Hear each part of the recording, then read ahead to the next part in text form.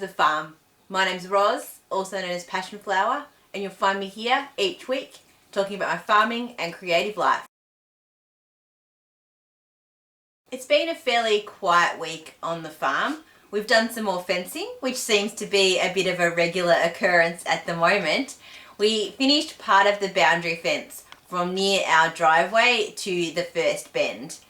And what this has meant is that now we have some fence, but not all fence. All we need to do to finish this part of the fence now is to add the hot wire, which will be an offset permanent hot wire, but we'll do that when the entire length of the boundary is done. To make the most of this piece of paddock while we haven't quite finished the fencing, we put in a very nice looking temporary fence with a couple of wires through just to cover the section where the fence on the road was complete and across through to the paddock where we have another complete fence.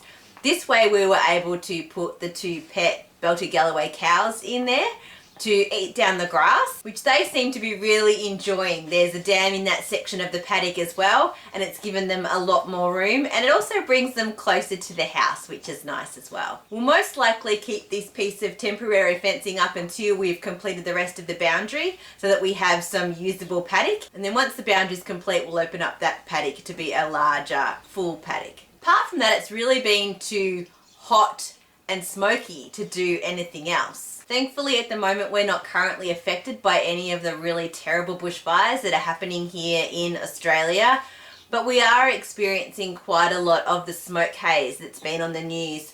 Almost every day it's felt more like a thick soupy fog than smoke. It has really reduced visibility, it blocks out the sun completely, and it's really reduced obviously air quality in terms of breathing. You think everything's fine and then you go outside and it smells like smoke, which puts us all on alert obviously. So you have to be really vigilant in terms of watching the emergency apps to make sure that there really isn't a fire burning close by. And it also just makes it really hard to really do anything or to want to be outside because you get a cough and it smells bad and it's really, really unpleasant. So I really can't imagine how it must be for people who are closer to the fires and are really being affected by it, like those horrible orange sky and dark black skies that were down in Malakuta. So my heart goes out to everyone and I hope that everyone stays safe. It's been a while since I've talked about business life here. This time of year is always a little tough for a couple of reasons. One, the rest of the family is on holidays. So I kind of end up slipping into that holiday mode too. I get out of my normal routine. The other is that we're relying on tank water. And with this hot, dry weather and hardly any rain, I just can't afford to use water from our household tank to dye yarn. I have quite a lot of stock still because I dyed over winter when we had water. So there is yarn available, dyed and ready to ship in my shop. And without that new activity of dyeing new colours and playing with yarn, sometimes there isn't really a lot to share with you. Now that should all change. When I get the new shed and we have tanks that are connected to that, we'll be collecting a lot more water.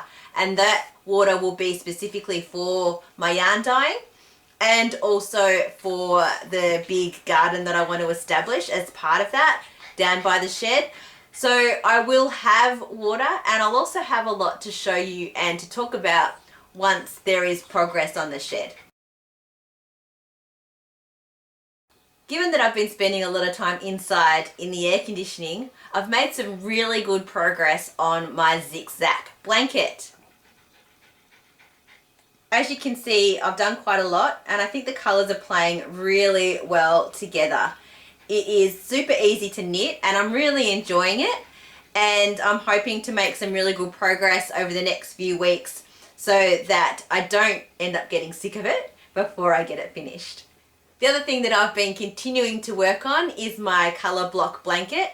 I've finished knitting all of the purple squares, this colour, and I ended up with 25 full squares and this little mini square. So I'm hoping that I can get at least 25 of each of the other colours what I'll do is design some layouts to see how I'm going to set each of the colours and patterns out. And then any that's left over, like this little bit and perhaps the 25th, if I end up using only 24 squares of each colour, I think I will turn into a pillow cover, something like that, that will go with the couch, or maybe sit on an occasional chair or something beside it to sort of tie everything together. I really don't want to waste any of this yarn. I'm using every single little bit. You can see there's a couple of extra ends on this where I've just knit in a really short little piece, because I really don't want to have any of this yarn left over, because I'm only going to have small pieces and I can't imagine another project for it. So I'm just going to knit every single piece into the pattern for each colour. Well, that's it for another week. Thanks for spending some time with me.